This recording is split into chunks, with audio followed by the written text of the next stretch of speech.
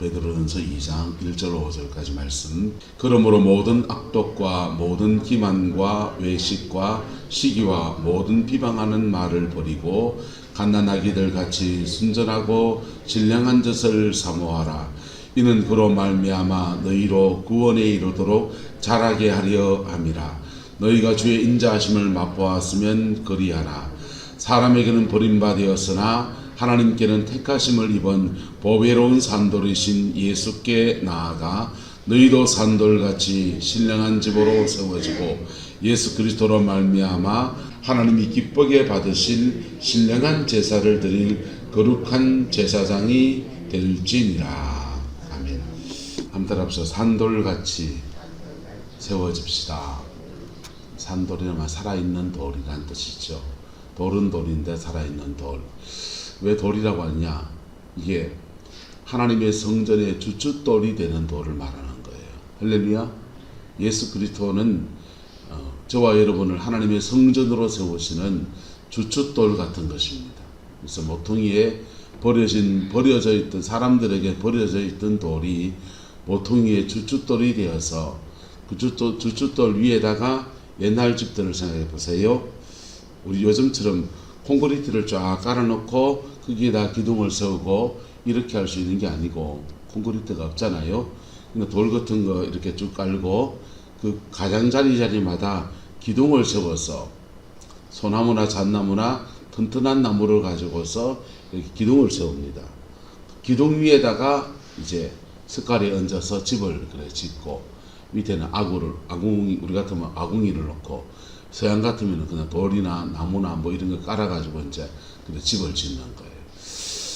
그 이제 기둥을 세울 때 그냥 흙 위에다가 기둥을 세우면 비가 오면 나무가 썩으니까 돌을 깎아다가 돌 안에다가 이제 나무를 세우는데 예수님은 모퉁이에 버려진 돌이었는데 사람들에겐 버려진 돌이었는데 하나님께는 택하심을 입어가지고 거기에 모퉁이의 돌이 되었다는 것입니다. 그리고 그 돌 위에다가 기둥 세워서 뭘 세우느냐? 교회를 세우는 거예요. 그 교회가 뭡니까? 예수님 말씀하시잖아요. 이 성전을 헐라 내가 며칠에 사흘에 새로 지으리라. 사흘에 새로 지으리라 그렇게 말씀하시잖아요.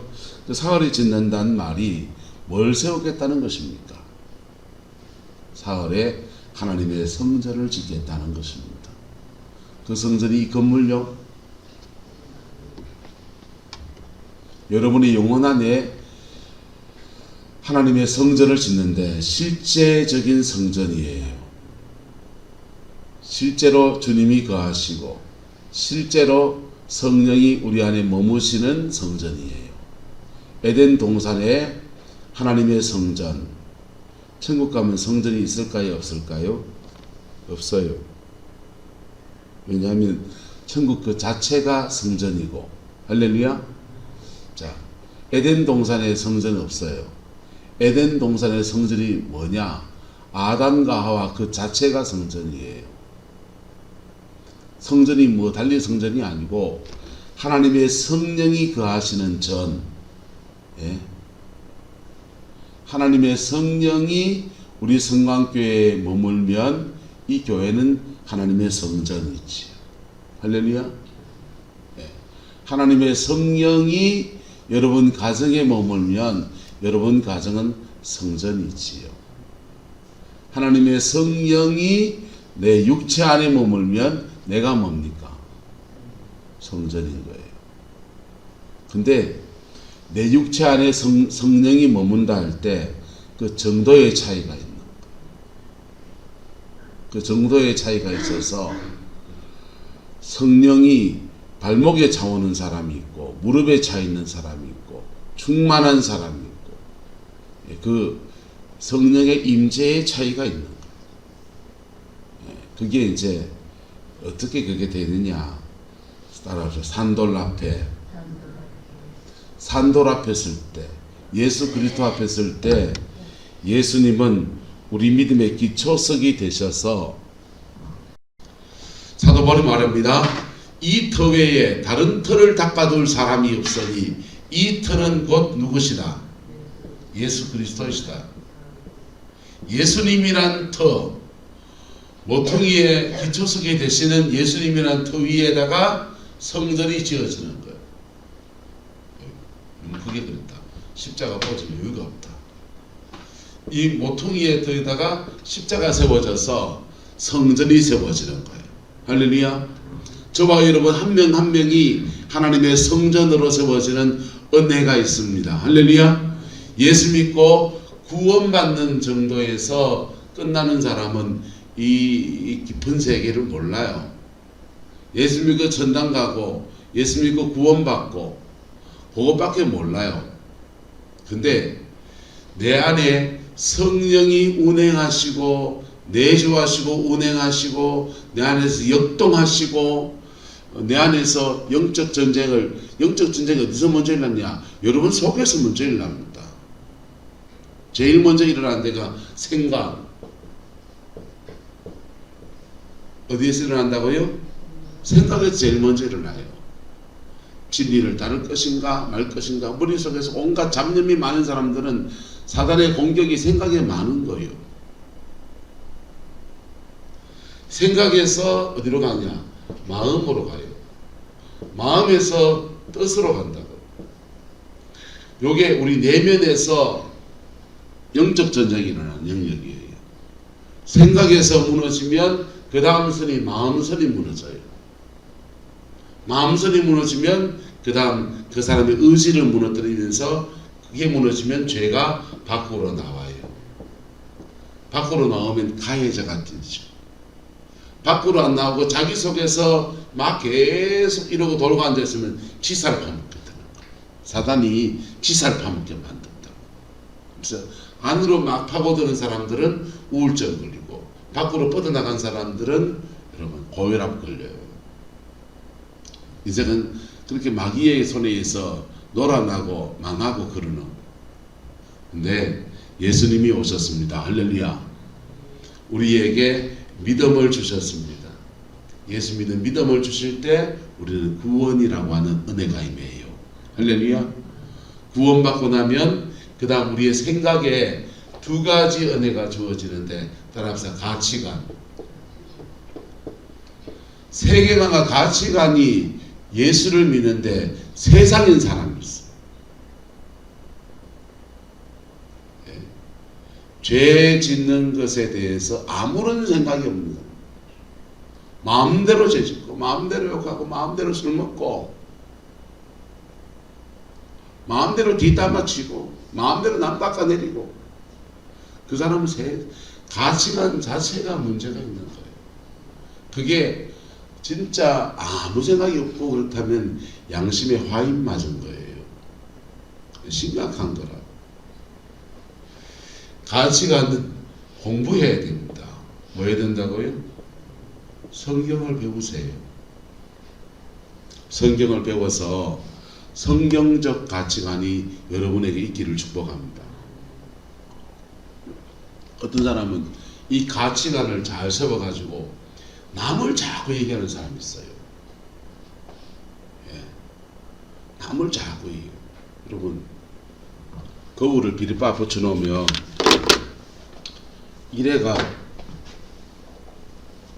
이러면 어째 됩니까? 임복석 장로님이 잘 비우시. 열에 보면요, 욕지 장로님이 잘 보입니다. 유 장로님이 저러면 안 되는데, 아이고 임 장로님 저래 안 되지. 아이고 가면 안 되시는데. 이 가면요, 강만종 집사님이 참 그러면 안 되는데 이 가면 안 되죠. 정면에 딱 놓으면요, 내가 먼저 보이는 거예요. 할렐루야. 예수님 말씀에 거울 보고서 자기 얼굴 먼저 뒤건져내고 남의 눈에 티 있는 거 보려면은 그 다음에 할 수 있어. 내 눈에 있는 뭐부터 뽑고 들보를 뽑고 뭘 뽑고 들보를 뽑고 성경적 가치관을 가지시고 이것으로 자신을 보세요. 자신을 보시고 내 눈에 뭘 뽑고 들보를 뽑고 그리고 다른 사람 눈에 있는 티는 불어주면 되잖아요. 자기 눈에 있는 들보를 뽑아낸 사람들은 남의 눈에 티를 뽑아낼 권세가 있을까 없을까? 있어집니다. 지끌 싸워 이겨낸 사람은요, 남의 걸 싸워 이겨내 줄 수 있는 은사가 주어지게 돼 있어요. 지끌 못 뽑아낸 사람은요, 남의 걸 뽑아낼 수 있다 없다? 없지요. 안종무도 어찌합니까? 예, 영의 세계는 그래요. 지끌 싸워 이겨낸 사람은 남의 걸 도와줄 수 있는 힘이 있어요. 여기서 말봉제를 바라봅니다. 아, 말봉제 멋있다. 말봉제 좋겠다. 그리고 가만 앉아가 에베레스트 올라간 사람은 저 사람 저래 올라가면 안 되는데 막 저거 막 그럽니다. 지는 갈 수 있다 없다? 갈 수도 없는 걸 얘기하는. 여기 있는 말봉제하고 올라가서 그냥 하루에 한 바퀴씩 늘 산책하고 등산하고 이런 사람들은요, 그러니까 좀 이따가 좀 이따가 좀 낮은 산에 가는데 남들 데리고도 갈 수 있고 업고도 갈 수 있고요, 함께 갈 수도 있고요, 길을 아니까. 할렐루야. 내가 그 사람 되는 건 쉬운 건 아닌 거예요. 가치관이 예수 앞에 잡히기를 축복합니다. 요걸 잘 가르쳐 주는 것을 복음주의라고 해요. 뭐라고 한다고요? 복음주의. 복음주의 교회에서는 장로교는 복음주의죠. 교회는요.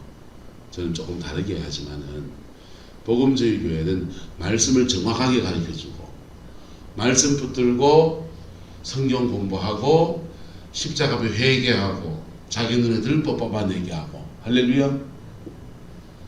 근데 하나를 못 해준 게 뭐냐 하면 충동을 못 잡아줘요. 뭘 못 잡아준다고요? 충동이 일어납니다.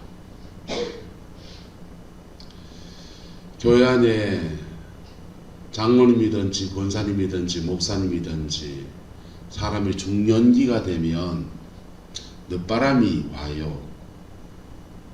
남자든지 여자든지 직분에 상관없어요. 늦바람이 이래 오는데 그때 사람들 되게 많이 흔들려요. 목사도 엄청나게 목회사에게 스트레스 많이 받는 일이거든요. 그래, 스트레스 많이 받는 사역하고 마음이 심적이 울적하고 막 그러면요, 이게 마음이 느슨해져 버린다고.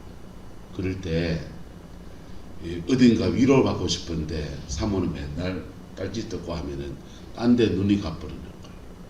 이건 목사고 장로고 상관없어요. 그걸 성령 안에서 이겨내는 게 문제인 것이지. 그래서 교회 안에서 성범죄가 많이 일어나요. 성가대 대원하고 부장하고 뭐 집사님, 장로님, 권사님 모이는 거기서 같이 찬양하고 하나님을 노래하고 그러다가 이상한 일들이 일어나기도 하고 목회자들 속에서 일어나기도 하고 그 사람들이 신앙생활 10년, 20년 한 사람들이 성경적 가치관이 없어 그렇습니까? 충동 때문에 그렇습니다. 충동 때문에 그렇고. 합동측의 전모 목사님,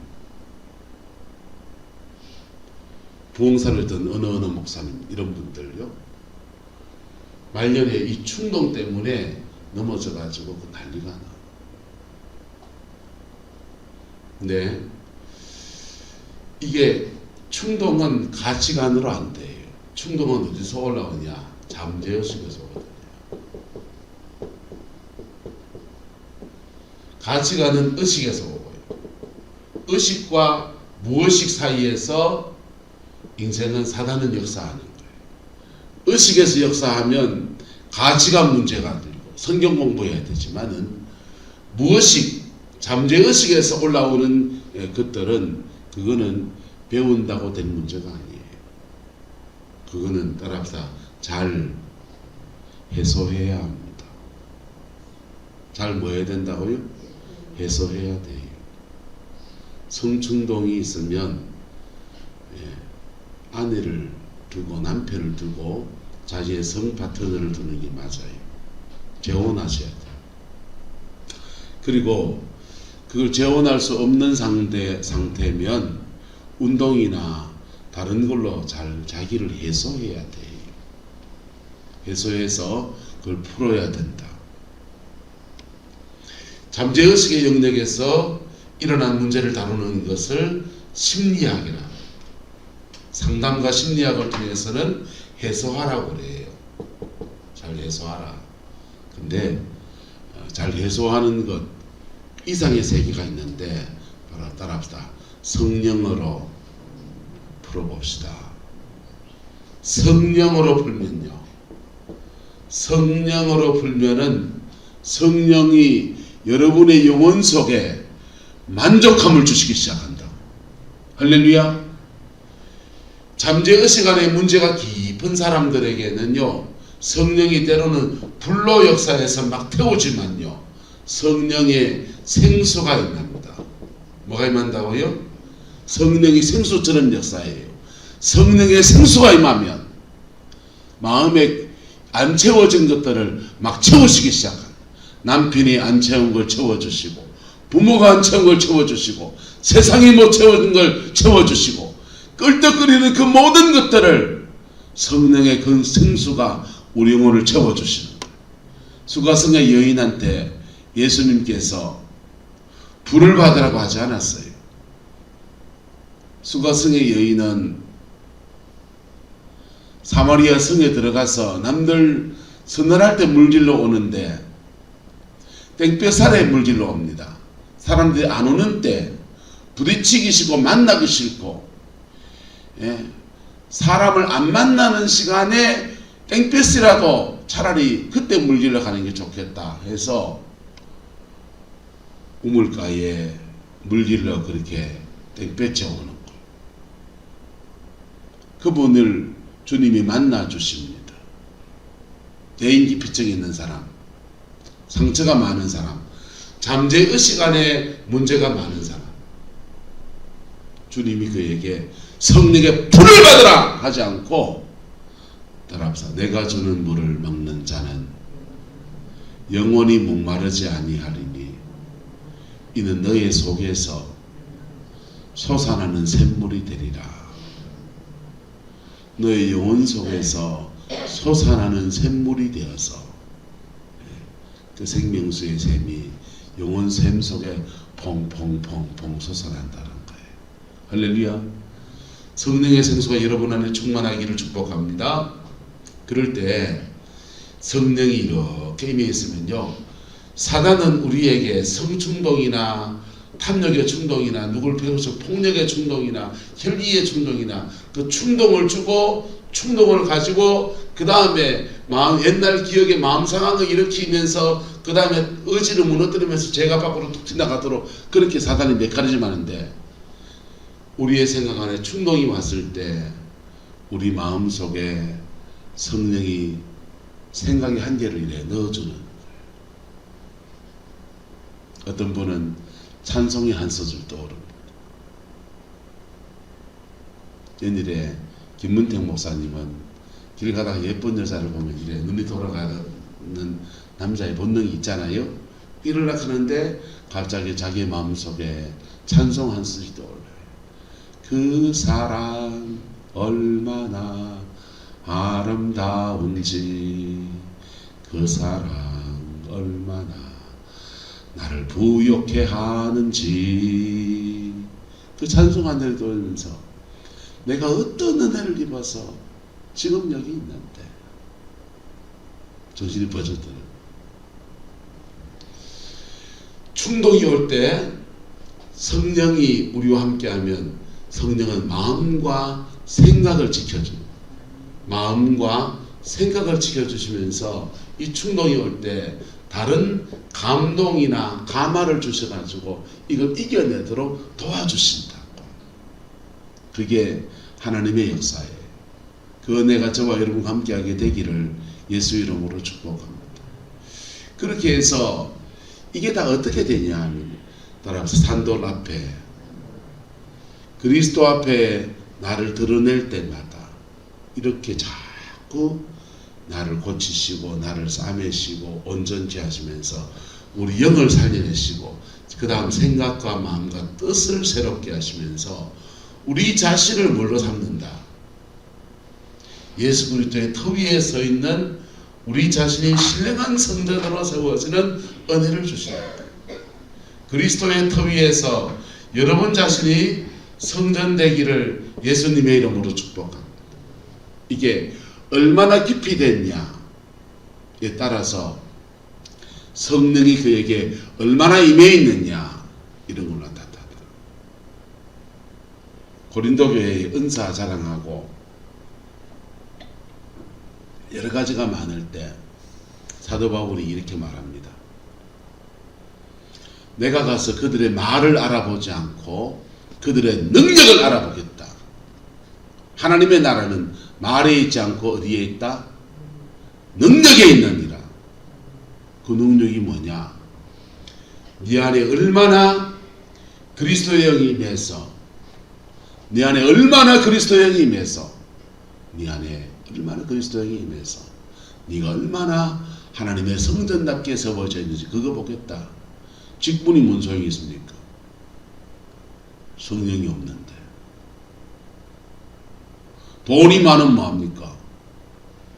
성령의 역사가 없는데. 한국교회 지금 심각한 위기가 뭡니까?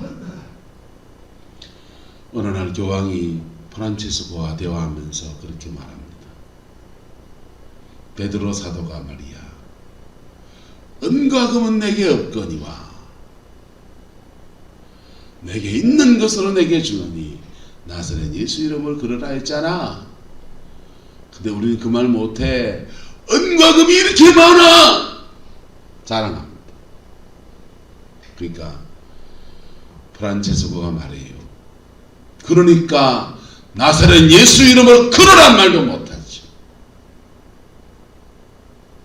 은과 금이 많으면 뭐예요?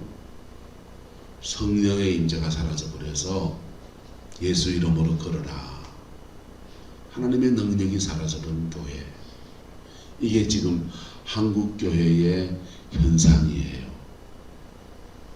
그런 속에서 그 나물의 그 밥이라고 그런 속에 직분자를 세우고 그런 속에 신학교 가니까 그 분위기 안에 신학교 가서 목사 되고 하니까 성령이 모르지요. 더 안타까운 거는 성령 한다는 사람들이 성령 받고 은사 얘기하고 하는데 성령으로 안 살아요. 따라합시다. 성령 받고 성령으로 삽시다. 성령 받고 성령으로 살아가세요. 성령으로 살아가다 보면 산돌 앞에 세워질 때마다 은혜가 임하고 마음을 위로하시고 싸매시고 새로운 길로 인도하시고 그러면서 점점 더 나를 성전 삼는 역사를 만드시고 4절 말씀에 나를 성전 삼는 역사가 일어나는데 그 나를 성전 삼는 역사가 끝나고 나면 그 다음은요 우리를 거룩한 제사를 드리는 하나님의 제사장 삼아서 다른 사람을 건지고 예수님이 모퉁이에 머릿돌이 되셔서 다른 영혼을 건지는 신령한 제사를 드리기 위해서 십자가에 못 박히셨던 것처럼 마치 우리도 그 길을 걸어가는 은혜가 그래 주어지는 겁니다. 그게 때로는 희생의 길이고요. 때로는 남이 몰라주는 외로운 길이지만은 누구는 아신다? 하나님은 아셔요. 하나님은 아시고 그 길을 걷는데 핍박도 있다 없다? 있죠. 핍박도 있고요. 모르니 핍박하는 사람도 있고요. 알고도 핍박하는 사람도 있고요. 가치관이 다르니 생각하는 방향이 다르니 그러한 사람도 있고요. 몰라서 그런 걸 이해해야지. 그래서 제사장들은 성전 뜰에 나와서 번제를 드리고 집례하고서 다른 영혼을 위해서 중보하는 사역을 하고서는 그럴 때 자신을 손에다 피가 묻는 거예요.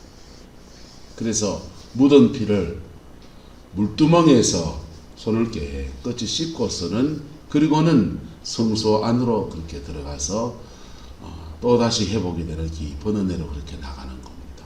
할렐루야. 저와 여러분 안에 이 은혜가 풀어지게 되기를 예수님의 이름으로 축복합니다. 이런 사람이 가정 안에 한 명 있으면요, 그 가정 산다니까요. 그 가정 산다니까요. 그런 사람이 목사가 되면 교회를 살려내지. 무너졌던 교회를 살려내고, 남들 손가락질하는 교회를 이렇게 세워내고, 교회 안 된다는 자리에서도 십자가 꺾고 기도하다 보면은 하나님이 이래저래 붙여서 그리스도의 몸된 교회를 세워나가는 아름다운 역사를 이렇게 가고 해요. 그거 안 된 사람이 목사가 돼서 이력서가 화려해서 박사학위가 있고 뭐 이래가지고요. 그러니까 와, 저 사람 말 번들하게 잘하고 해서 그분을 담임 목사로 부임했다 합시다. 자기가 준비 안 됐으니까 다른 사람을 살릴 수가 없고, 괜찮은 교회를 무너뜨리는 이유도 하다. 이게 한국교회에 지금 난맥상이 되어 있는 거예요. 그래서 말세에는 목사도 주의종, 목사도 성도를 잘 만나는 게 우리 복이고요, 성도도 목사를 잘 만나는 게 여러분의 복이 되는 겁니다. 그게 지금 누가 검은 개인지 누가 흰 개인지 지금 몰라요. 지금요. 예. 원 목사가 흰 개인지 검은 개인지 여러분 어찌 압니까? 알 수도 있겠다. 10년을 겪었으니. 어떤 목사님이 흰 개인지 어떤 목사님이 검은 개인지 몰라요. 어느 장로님이 검은 개인지 어느 장로님이 흰 개인지 몰라요. 그거요. 10길 물속은 나가도 한 길 사람 속은 겪어봐야 하는 거. 근데 그러나 저러나 흰 개 검은 개가 있으니까 다 검은 개지. 다 죄인이지. 근데 그 죄인 속에 산돌 앞에 설 때마다 새롭게 하시고 회복시키시고 은혜를 주시고 주의 자비하심으로 덮어주셔서, 그리고 그게 지나고 나면 산돌처럼 세워서 산돌같이 이 땅에 쓰임받게 하시고 세우시는 아름다운 주의 역사가 그렇게 이루어지는 겁니다. 자녀를 목회지에 보내는 분들 계시지요? 여러분 진짜 기도 많이 하셔야 돼요. 내 자녀가 검은 개가 될 수 있다고요. 한국교회 목회지 넉넉하지 않아요. 이런저런 상처받고 마음에 막 채여 있다 보면요, 우라통이 쳐져가지고요, 한 방에 빵빵 터질 때, 그때 죄된 쪽으로 터져버리면 확 무너져 버려요. 예? 어떤 교회는 장로님만 멱살 잡고 싸웠다 하대요. 그럼 망하는 거지. 여러분, 산돌 앞에 산돌같이, 할렐루야, 그 은혜가 저와 여러분 함께하게 되기를 예수 이름으로 축복합니다. 이 원리 안에서 여러분의 가정을 세우세요. 여러분의 가정을 세우세요.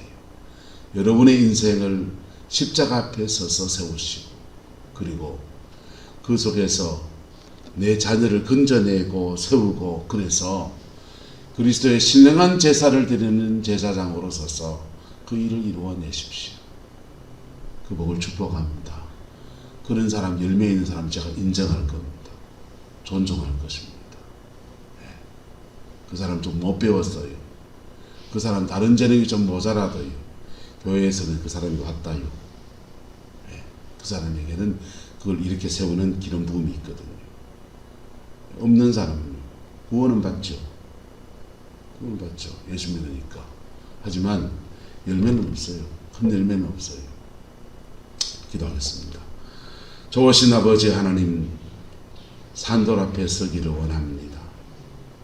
나의 죄와 나의 상처와 나의 연약함을 다 내어놓고 피 묻은 십자가 앞에 정직함으로 서기를 원합니다. 오 성령님 역사해 주시고, 오 성령님 임재해 주시고, 오 성령님 주관하여 주셔서 예수 안에서 온전히 세워지는 은혜가 있게 우리 하나님 인도하여 주옵소서. 여호와께서 한없는 은혜와 사랑으로 함께해 주시기 원합니다. 예수님의 이름으로 축복하며 기도드리옵나이다.